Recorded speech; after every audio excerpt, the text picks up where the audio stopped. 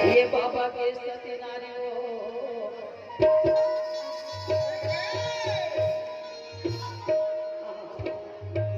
और पति के पुजारी आवे जी।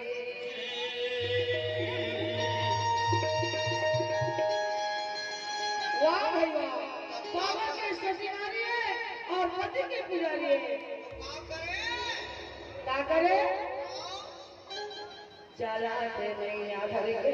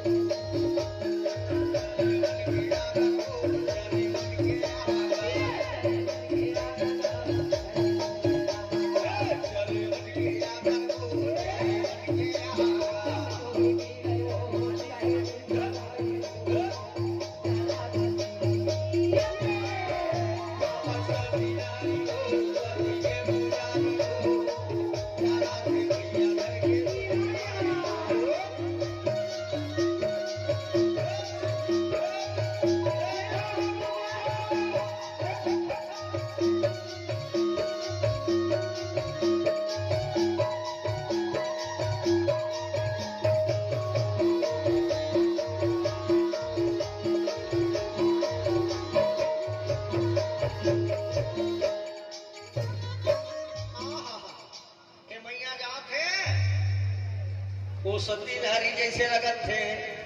लेकिन कैसे विश्वास करो ये सती नारी एक नो है। बेकर परीक्षा लेके देख ले था एक मन में दया माया है कि नहीं है। यही जगह चिल्ला के लगा के देखा, ए ताई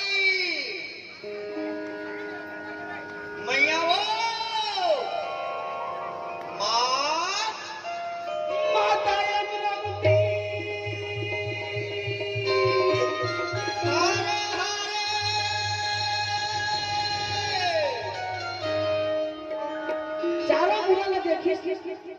कोनो नहीं दिखा, आवाज कहाँ से आवाज है? कोनो थोड़ी मोला छोटे कहाँ से? माता सुन के भी आगे बढ़ गए, काय करके नहीं बोली? दाई नहीं सुनी कैसे लगते, अपन धुन में चले जाते और चिल्ला के देख लेता। ए दाई वो रुक तो भैया मोला सुन ले माँ मोला कहा कैसे लगे माता मोती लहुट के देखे ये ती रहती और जब मैं तीन पलट मार के देखे तो कहते बड़ सुंदर सा और ये बड़ कोनो नहीं है भाई मोला ही कहा माता मोती रहे तो जल्दी से आई रोटी पानी ना बना दी और दोनों हाथ जोड़ के दंडवत बना दे आहा जोड़ा करे चुड़िया मर रहे हर मनोकामना सिद्ध होवा सुना था ताई हाँ बाबा बड़े बड़े जंगल झाड़ी पहाड़ पर्वत नदी नाला पार करते हुए आवाज होमा जम से भूख लगा थे दाई कुछ धरे हो तो खिला के मोर आत्मा ला शांति कर दे माता अमरावती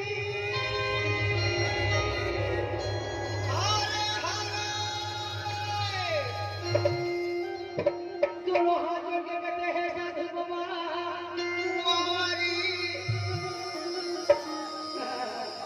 मिले नहीं मिले बोला बीच रास्ते में मिले नहीं बाबा वाह अब ये बीच रास्ते में मैं करूँगा सेवा करूँ बाबा ए दाई भूखा ला भोजन देना प्यासा ला पानी पिलाना वाह वाह राह चलत रही अगर रास्ता भूला गए अगर तो लोग पूछा थे तो तत्काल रास्ता बताना यही मानव के धर्म है माँ धरे है तो खिला दे माता बालक जोगी के पास आंगेगा बड़ा धर्मी चला है बड़ा सुंदर आदर सम्मान के साथ बबला बैठा ले बैठ बाबा और रोटी के रोटी लक्षण करके माता होते रहे तो बड़ा दयालु है बालक साधु रोटी खिलाने लगे हैं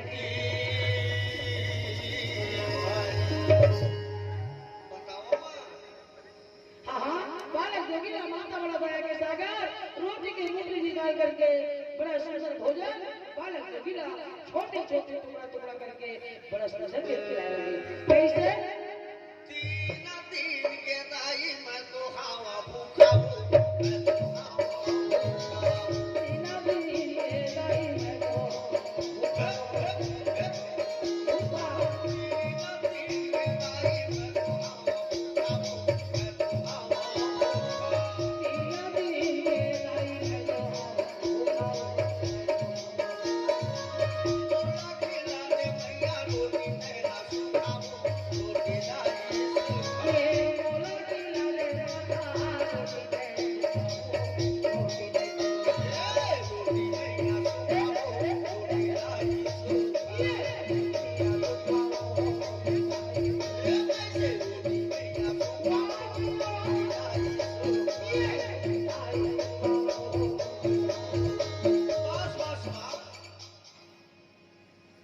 पानी पिला दे दाई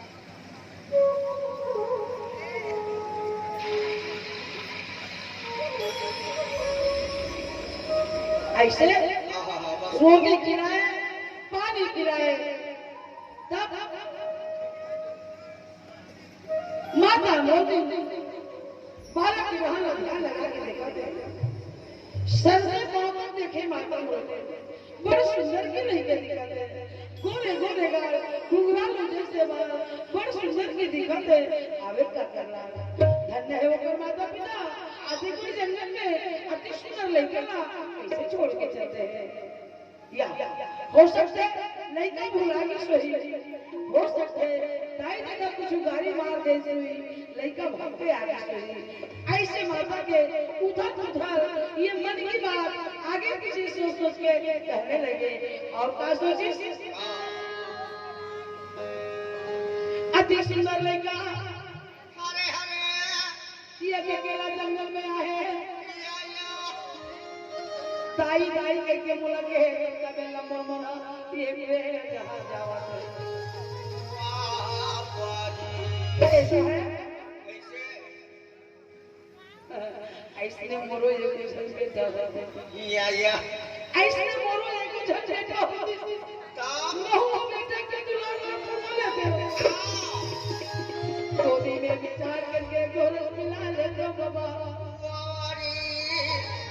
यार आत्मा बड़ा शांति बाबा। लेकिन मोर या भाग्य के गोदी न बाबू न नोनी है का मैं जो सेवा में चुप करे बाबा का तो तुझे प्राण में भूल हो गया साहेब ये पुत्र के बिना ते मोर को साथ दे बाबा कैसे माता मां सोच सोच करके नैन में नहीं बहाने लगे या आंख में आंसू से बहा के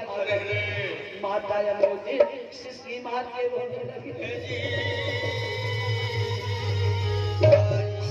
देखा रसमैया काम ला अभी तो हंस के भोजन खिलावत नहीं अब दाई का चीज के चिंता हो गए जे मैं अपने अपन रोआ थे अगर मेरा चुप माँ कही हो एकर माया के बंधन में बंधा जहाँ इधर से अच्छा रोअन दे मैं यहाँ से चले जाता हूँ आशीष देव जोगी हो बेटा हो है ज्ञानी तो भूखा ला भोजन खिलाए मैया